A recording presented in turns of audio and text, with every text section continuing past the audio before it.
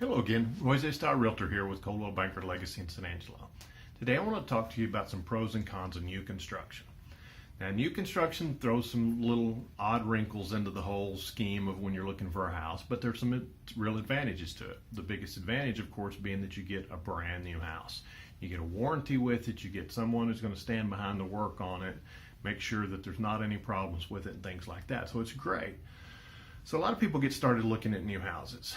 And if it's in their price range and stuff, there's a couple of things you ought to know from the way the builder does the process for good business reasons on their part, and just some other things that might be sort of unexpected. So one of the things to talk about is builder grade materials. So when a builder is building a house, what they call a spec house, a speculation, they're building this house, it's not sold, they're putting hundred something thousand dollars, $200,000 into a property with no guarantee they're going to sell it. So when they're doing that, they don't put a lot of extras in that house, because if they put an extra in that house, that costs them money that the buyer may or may not be willing to pay that much extra for. So little things, foam insulation. The spray foam insulation is very efficient and really can cut down on your utility bills over the long haul, but it costs several $1,000s more than the price of a house. So if you're a builder, if you do this spray insulation, you spend an extra $5,000 on this house, and you can only get two more from the buyer for it, you lost money on that. So there's a lot of those things they just don't do. So if you get a house earlier in the process, say from framing, maybe even sheetrock on, although obviously you can't do insulation once sheetrock is in, if you can do it early in the process, then you can do some upgrades, negotiate some upgrades and some things like that.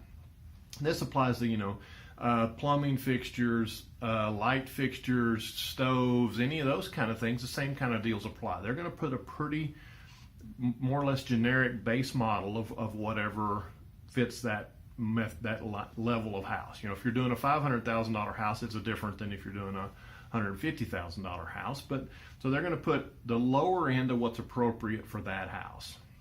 And again, this is a smart financial decision on the part of the builder. It just is not necessarily what you would want if you were involved in the process. So if you're willing to get into the process early, then you can negotiate upgrades on all these things. And you can actually get them rolled into the price of the house if it will appraise for that amount. So that can be a good thing as well from a buyer's point of view. Some of the other things that you don't even think about, you have a brand new house. I'll never forget, it's been 27 years ago now that my wife and I bought a brand new house. She was pregnant with our first child. We're moving into this new house.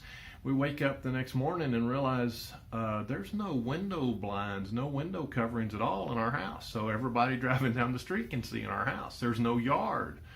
So it can be a lot of dollars. We'd spent all the money we had, all the liquid money we had available at the time to make the down payment on the house and get into the house. And now it's like, we have to do these things right now.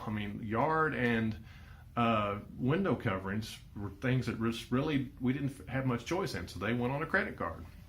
So thinking about those things, a lot of those things can be figured into the price of the house as well if you just know that, think about through the process and negotiate it with the builder as you're going through that.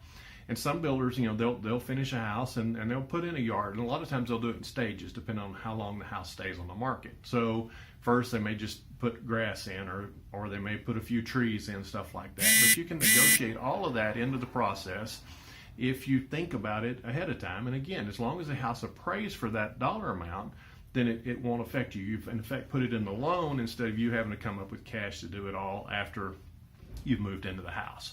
So just, again, things to think about, to discuss with me as we're going through the process. I'll bring these things up, and for you to be aware that there's things that are different in this type of a house versus a house that's been established, it's been built for 20 years or something. So any more questions, just give me a call. RoyZesch.REALTOR, 325-268-0775. Thank you.